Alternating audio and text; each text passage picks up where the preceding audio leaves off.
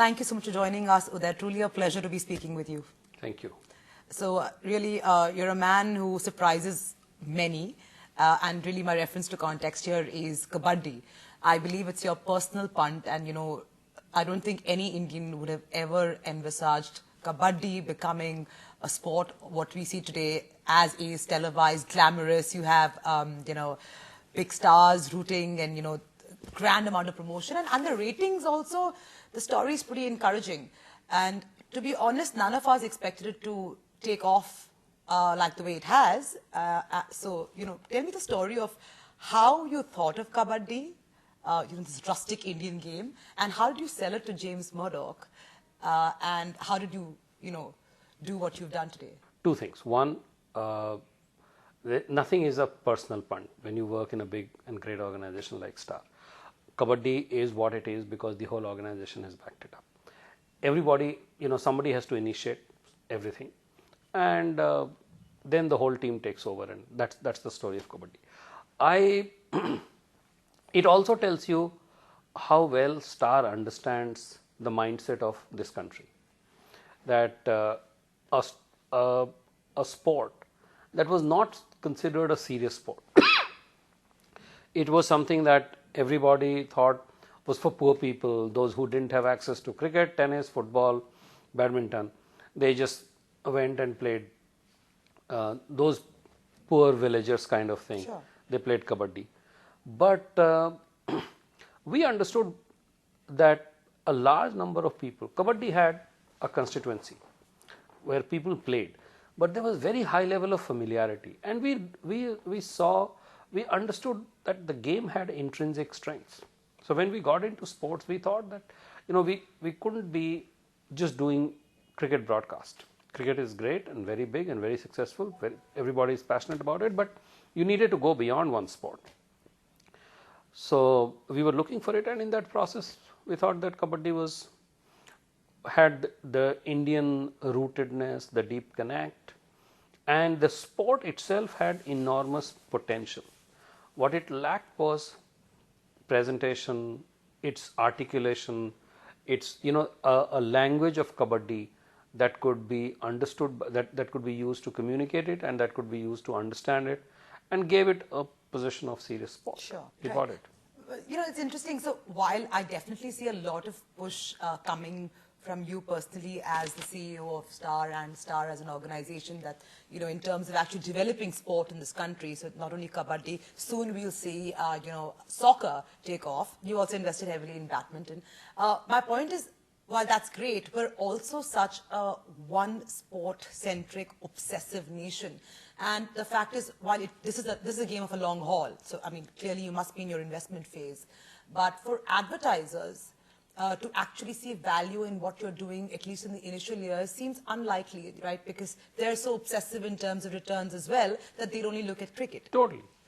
And so should be the case, because the advertiser is fundamentally not interested in the sport. The advertiser is interested in the viewership that the sport delivers.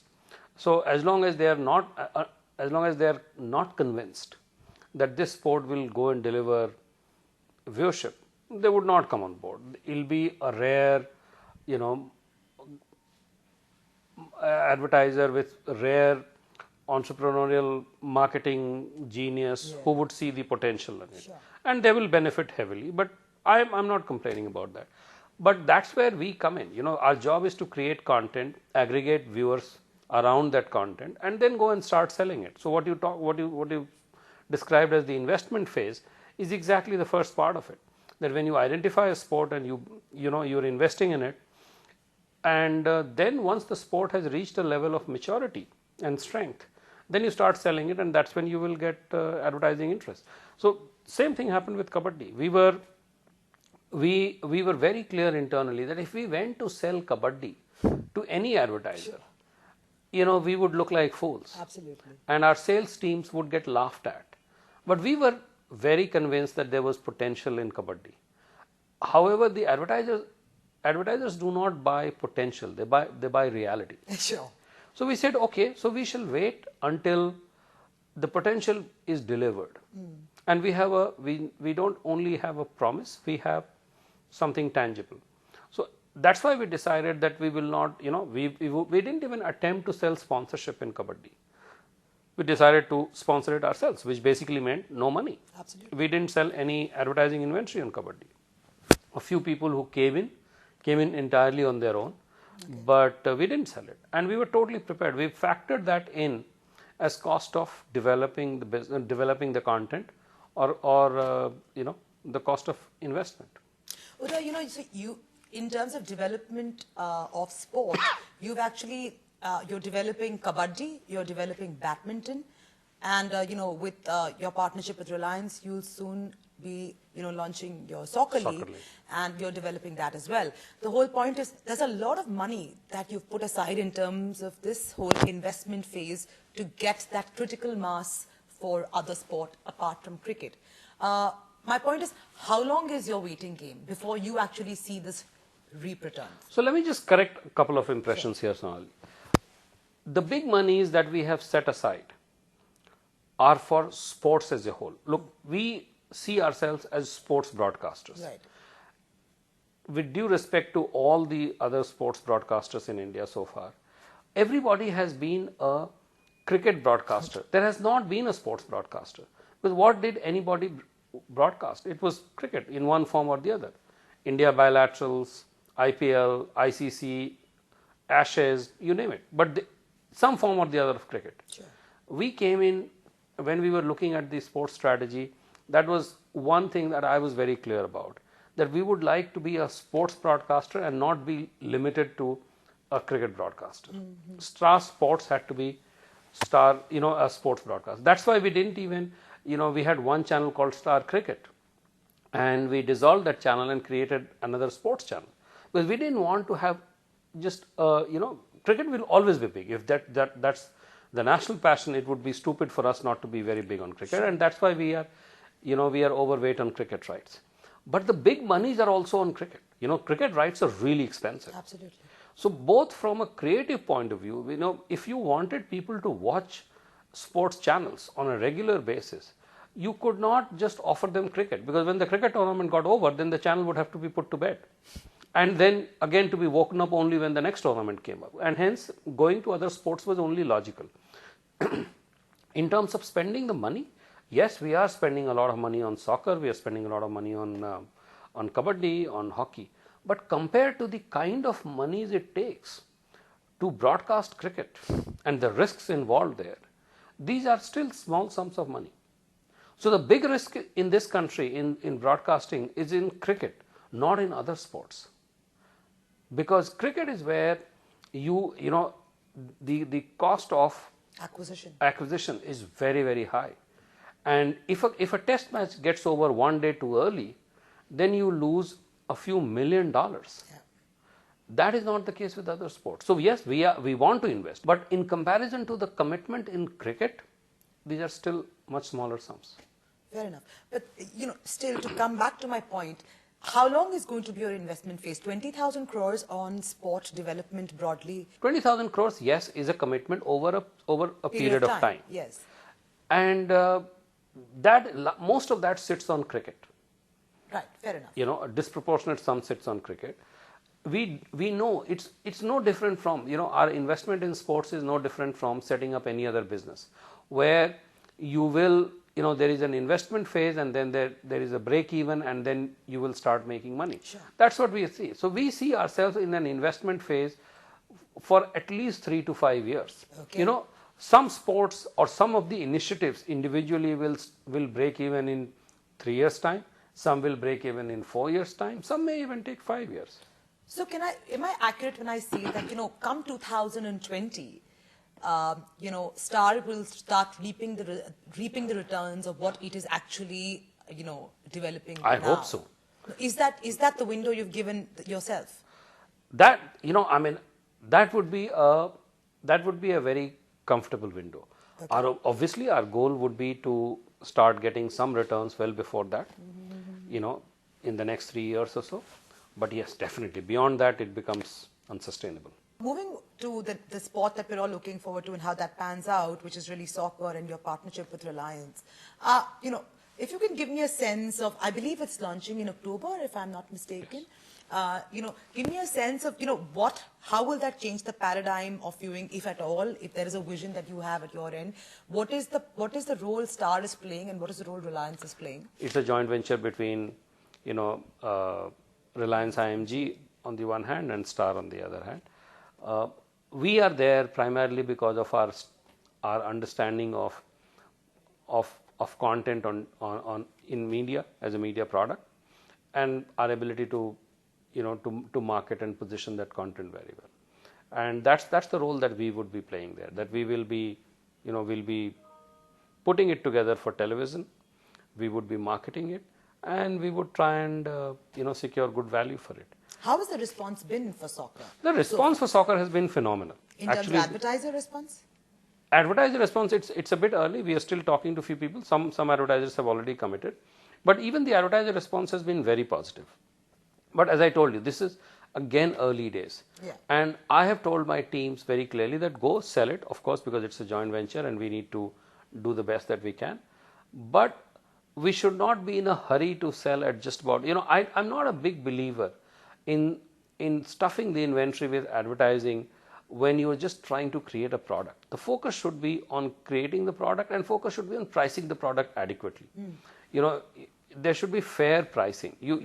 Because in your rush to fill the inventory, you discount the product, and it always is a much bigger battle to get the pricing right later on. Right. So we are doing that. There has been enormous interest, but in general, I think from football lovers in the country, sports lovers in the country, from the advertising community, and from all the league owners, the number of people who showed, or corporates, etc., who showed interest in taking a team in Indian Soccer League was phenomenal. The challenge of soccer is that people know high quality soccer, what it looks like. While nobody expects Indian soccer to be overnight as great as the rest of, probably the European soccer is or South American soccer. But Uday, what's strange is even when the FIFA World Cup just got over and we looked at the ratings there, what's interesting was that it was a shocker that the ratings of 2014 are significantly lower than that of 2010, and this is really the World Cup. Correct. And because and your Kabbadi is doing better than FIFA. Exactly. So. Because there is one critical thing that is missing in FIFA. People go to FIFA because it's the world-class display of soccer, but there is no emotional connect. My team is not playing. Sports is a lot about you being a fan and you cheering your heroes and your teams. In FIFA, there is no such thing. And that is the enormous opportunity for the Indian Soccer League. That we can actually go and create, for the first time, tell people that this is our soccer. If our soccer is, the soccer that we offer to them is of acceptable quality, then I think we are sitting on something really big. I just want to move to another genre, which is a genre that is very close to your heart, which I'm really talking about news. So clearly Star is expanding its bouquet at a really, really fast pace, and how, but the missing piece here really is news, and the fact that, you are a former journalist and, very, very passionate about news per se. The fact that Star has such a big missing piece of news must be really troubling you. No, it's not troubling me. My heart is in news, has always been. I came to media as a journalist, and I continue to be one at heart. So yes, we would like to have a presence in news. My group and my boss, Mr. Murdoch, has been a big believer in news. We have invested in news all over, both in print and TV. So it would be nice to have, and as you said, there is absence of news is a critical gap, especially if you consider that news, high quality professional news in this country was introduced by Star, through Star News in mid 90s. Then because of the FDI norms, etc., we had to sell down and exit finally.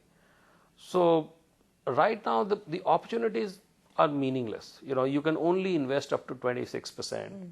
Our ability, our strength, whether it is in entertainment or sports or anything, comes from our participation in creating high quality content and coming up with exciting branding and commercial propositions. Unfortunately, the norms of ownership in news restrict you or prevent you from doing any of that. So if as a foreign broadcaster, even if you're buying news, you get reduced to being a bit player.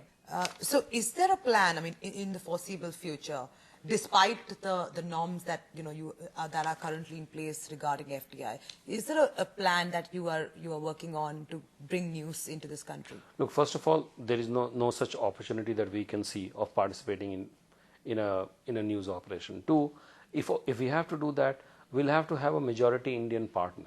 Yeah. And it depends. Then it comes down to who that partner is, what is the understanding with that partner. Absolutely. Our whole strength is in shaping the content and shaping the commercial model. The current construct does not lend itself very well to doing that kind of thing. So it doesn't look promising at the moment. However, if the ownership norms were to change, we would certainly be interested in this. That's news is one area that we would look at. Also, if you look at the economics of the news channels right now, it's a disaster. Why is that? It is because of this, because news the world over is not run standalone. It's always part of a portfolio, because in terms of its reach and viewership share, it's always a small business, and hence, if you run it standalone, the cost of running the operation in terms of managing the back office, all the administrative functions, etc., are a killer cost. Okay. And the other problem with news is that news cannot be profitable on the back of advertising revenue. It has to be driven off subscription income. That's a tough one. And in this country, subscription income just hasn't, taken off. I also wanted to ask you, you actually seen what happened in 2008 in the United States post the Lehman collapse, and then, the impact it had on India and the slowdown we faced, and just about showing some signs of recovery. Although we didn't go into a recession, we did slow down. How do you see advertiser sentiment really in India? How did it change, and do you see more confidence coming in within advertisers, or are they still very, very cautious in their spending?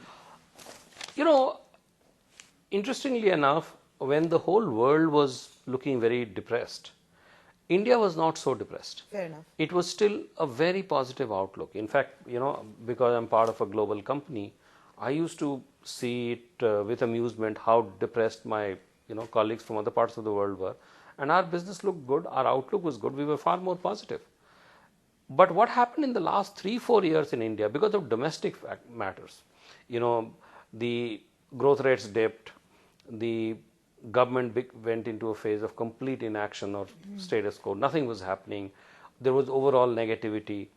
So, and that is when it hit very hard, and the advertising dropped because corporates were not sure, their earnings were getting hurt. That still hasn't changed dramatically since the new government has come to power. There has been definitely a uplift in the sentiment. Okay. But people are still very careful. They're still waiting and watching before they're spending money on advertising. Sure. Because they want to start seeing real returns. In the last few years, every year people thought that no, now the government would do something. Now the government would do something, and that didn't happen. Yeah. And a lot of people, burned their hands, and now they want to be very careful. So right. I think there has been some uplift in the sentiment, but for more, more radical improvement in behavior, there has to be a more radical movement on the policy front. I want to go into a topic that is that's a bit controversial, which is really BARC versus TAM, and BARC not obviously meeting its October deadline, and now non-committal in its because they don't want to stick their head out and say give a date again. So we have no real commitment as to when that's going to roll out. Definitely not 2014, maybe March 2015, but that's also looking a bit iffy, thanks to the IRS backlash. I'm saying, what is your sense? Do you see this product roll out? Do you see it becoming, the singular TV metric in this country, or do you actually think that the market will have to decide?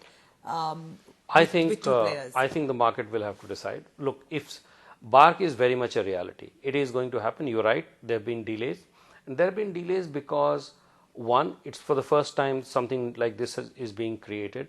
It has no background. The three stakeholders, IBF, 3SFI and ISA, Yeah. neither of the three stakeholders have a direct background. And a two-way joint venture is difficult. A three-way joint venture is even more difficult.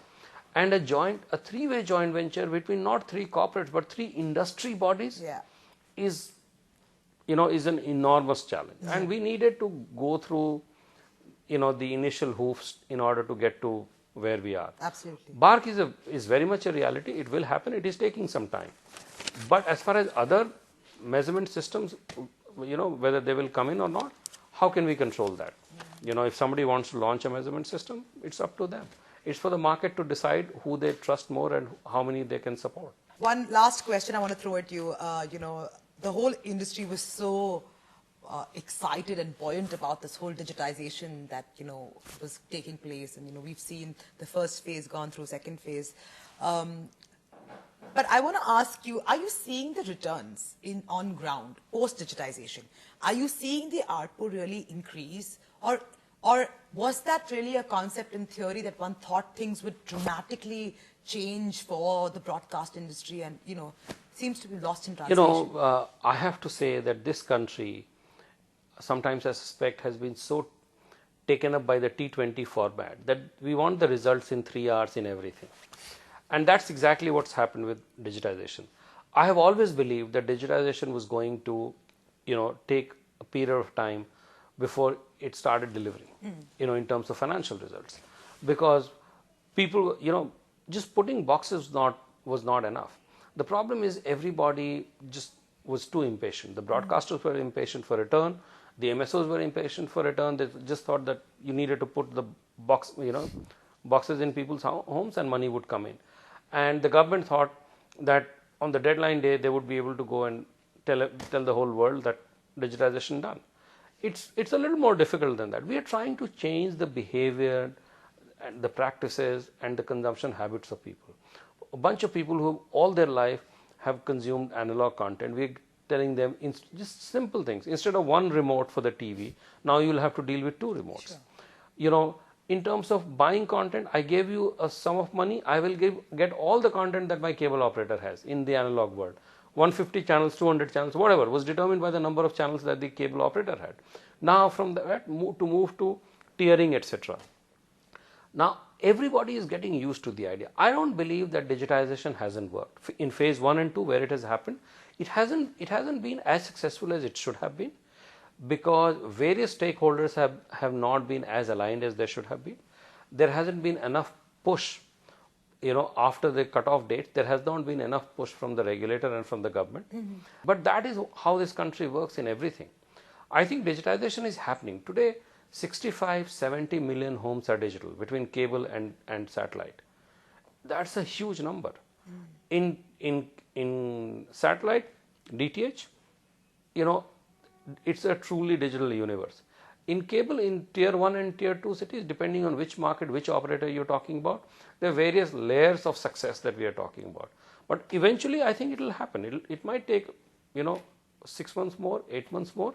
But I think digitization would happen because the consumers have seen the positive aspects of digitization, the quality of the returns. And once that happens, the returns will follow. I always advised my colleagues and friends in media that don't start expecting the money in your bank tomorrow morning. That's what all of us was thinking, and because we've been hurting. But tell me, isn't it a fact that the carriage fee has actually, has just been replaced, and because of this backdoor entry of the placement fee? I completely agree with you, and that has happened. That's a complete failure on the part of the government and the regulator, that there was no mechanism to address carriage fees. I think the broadcasters were expecting it to disappear overnight. Even if that didn't happen, it should have been regulated, or it should have moderated very heavily. That did not happen because the regulator and the government just completely took their eyes off the radar. And they said, we'll leave it to the market forces. And then the MSOs were not able to exercise or enforce any discipline on the LCOs. So they were not getting any money back. They had already invested in boxes on top of everything else. So then they started charging carriage fee. You could change the word and call it placement fee or call it whatever. Exactly. But carriage fees, in some markets actually are now going up. So it's a relapse. It's a double whammy for the broadcaster. Sure. But that is a enforcement failure rather than digitization failure per se. Thank you so much for giving us time and giving us all these insights. I do wish you all the very best for all your new endeavors, be it kabaddi, be it soccer, which we're going to see soon, or badminton next year. And hopefully we'll see a great, rejuvenation of the media industry in the years to follow. Thanks, Sonali. Always a pleasure talking to you.